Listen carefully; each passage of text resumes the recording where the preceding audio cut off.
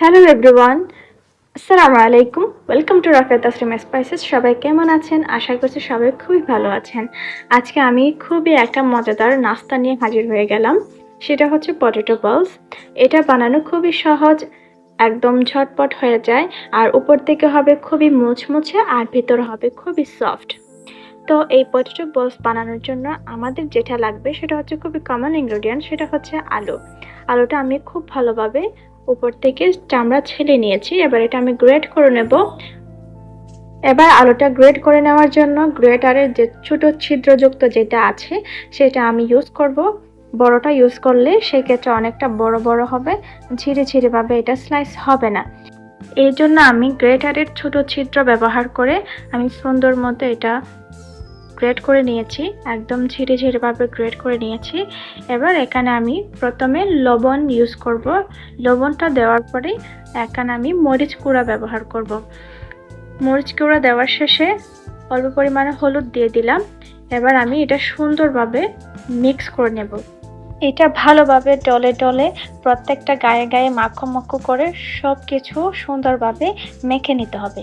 মেখে নেওয়ার পরে এটা 10 মিনিট রেস্টে রেখেছিলাম। রেস্টে রাখার শেষে দেখছেন এটা থেকে অনেকগুলো পানি রিডিউস হয়ে গেছে।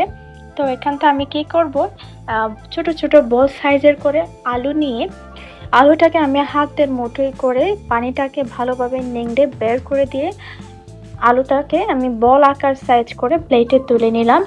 এবার একইভাবে এক একটা করে এভাবে হাতের মুঠোয় করে আলু নিয়ে পানিটা নেংড়ে বের করে দেব এবং বল আকার করে সবগুলো আমি বানিয়ে নেব। এখানে আমি সবগুলো বানিয়ে নিয়েছি। এখন আলু থেকে এই পরিমাণে পানি রিডিউস হয়ে গেছে। এখন আমি চুলাতে একটা কড়াই বসিয়ে দিয়েছি, তেল দিয়ে দিচ্ছি ডুবো তেলে ভেজে নেওয়ার জন্য। এখন তেলটা যখন গরম হয়ে আসবে তখন আমি পটেটো বলসগুলো তেলের মধ্যে ছেড়ে দেব। এখন আমি খুন্তি দিয়ে একটু নাড়িয়ে ছাড়িয়ে দিচ্ছি যাতে চারিদিক দিয়ে সুন্দরভাবে সমানভাবে কালার চলে আসে। ঘন ঘন নাড়িয়ে ছাড়িয়ে দিতে দিতে যখন একটা সুন্দর কালার চলে আসবে এবং উপর থেকে সুন্দরভাবে ক্রাঞ্চিভাবে ভাজা হয়ে যাবে তখন এটা সুন্দরভাবে তেল ছড়িয়ে নিয়ে তুলে নিতে হবে। কত সুন্দর দেখতে পাচ্ছেন কালারটা এসেছে এবং উপর থেকে খুব সুন্দরভাবে ক্রাঞ্চিও হয়েছে।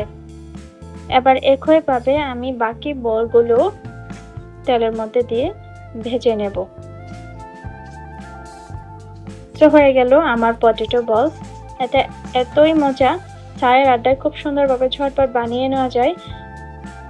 উপর থেকে একদম মুচমুচে আবার ভিতরে খুবই সফট। তো ভালো লাগলে লাইক, শেয়ার এবং কমেন্ট করে জানাবেন। যদি আপনি ইউটিউব থেকে দেখে থাকেন তাহলে অবশ্যই সাবস্ক্রাইব করে রাখবেন, আর যদি ফেসবুক থেকে দেখে থাকেন তাহলে ফলো দিয়ে রাখবেন। তো আজ এ পর্যন্ত। ভালো থাকবেন সবাই, সবাই সুস্থ থাকবেন। তো ফিরে আসবো অন্য কোনো রেসিপি নিয়ে। ততক্ষণ পর্যন্ত সবাই খুব খুব ভালো থাকবেন। আল্লাহ হাফেজ।